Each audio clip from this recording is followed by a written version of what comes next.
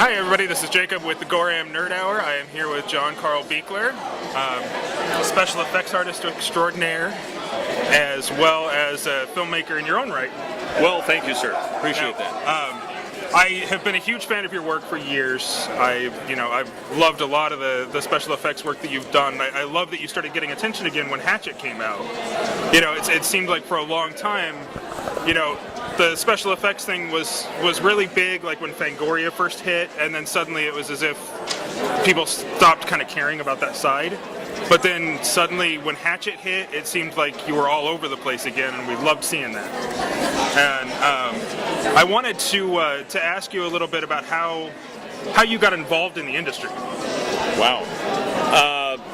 I think it was the abnormal childhood that I had. No. When I was 3 years old, I saw a movie called King Kong. Black and white original King Kong on television.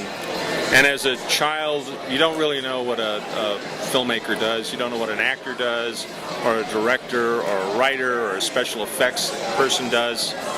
But as a little boy, I knew I wanted to do that.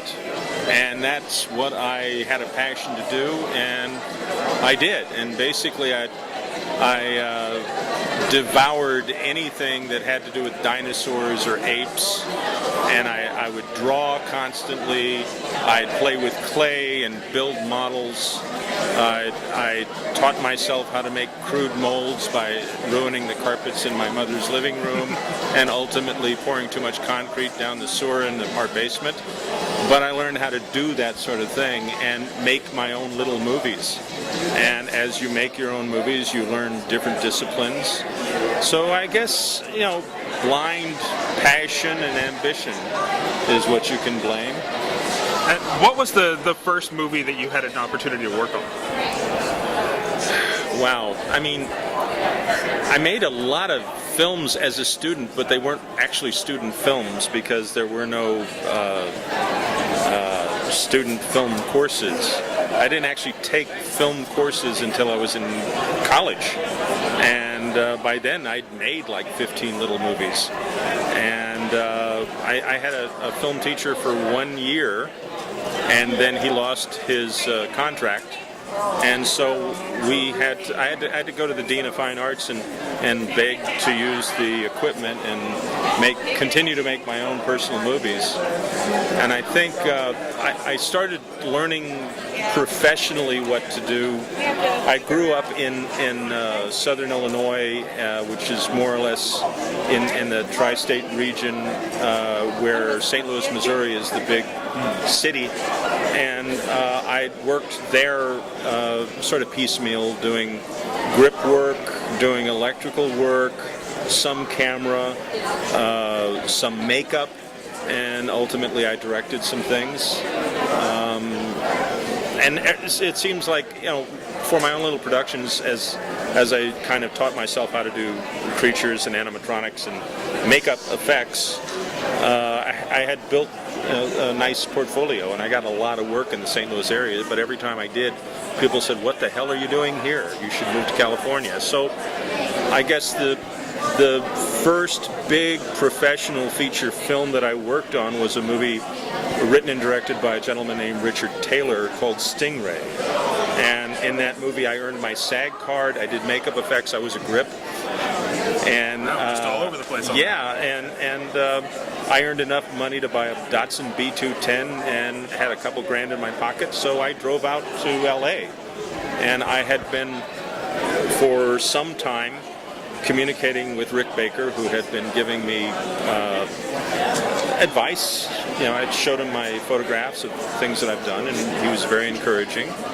And he said, "Look me up when you come out." And I did. He didn't have a job for me right away, but he did refer me to work. I worked at a company called STF and Stone, creating props for commercials. They did things like the Pillsbury Doughboy, Poppin' Fresh, Gravy Train, little stop motion things.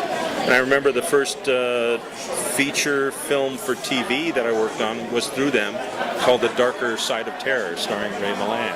Oh, wow. And then soon thereafter, I worked with Rick briefly on Incredible Shrinking Woman.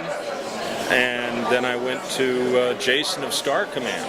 I built all their live-action monster effects. After that, I worked with Stan Winston on a movie called The Island. And he referred me directly to a film called The Prey, which sort of predates Friday the 13th, but it was about a big deformed killer that went around and did a bunch of creative murders, and we did that. Very low budget film, but I did it, we got it done, and I was on a roll. I started working on a lot of films. I did a movie called Mausoleum, and then started working with Roger Corman. We won awards for the special effects we created on a picture called Forbidden World. I remember that. Immediately thereafter, I did a film in Mexico with Jack Hill called The Sorceress. I came back and into LA, worked on a Jamie Lee Curtis movie called Love Letters.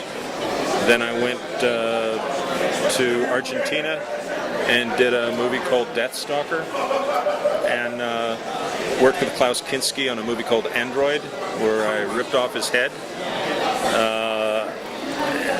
And for a while, I mean, I had wanted to get back into directing, which is what was my original love. That's what I wanted to do. But everyone kept offering me special effects work, which was good. But ultimately, I decided I wasn't going to do effects anymore. And I was actually talking to a group that wanted to do a film called The Phantom of Hollywood, and I was going to direct it. And I started getting a call from Charles Band. He was calling me saying, I want you to work on this movie. And the film ultimately became Sword Kill. I turned him down. I said, I'm not doing effects anymore. I'm retired. I'm now directing movies.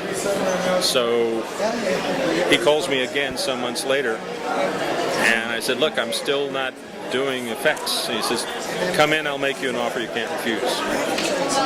So I came in, and the film that he wanted me to work on was sort of a haunted house film. It was going to be shot sort of like an old William Castle movie, 3D, sense around, scratch and sniff, and he wanted some gimmicks. Let's put some little creatures in the movie. So I said, I'm retired. I'm not doing this anymore.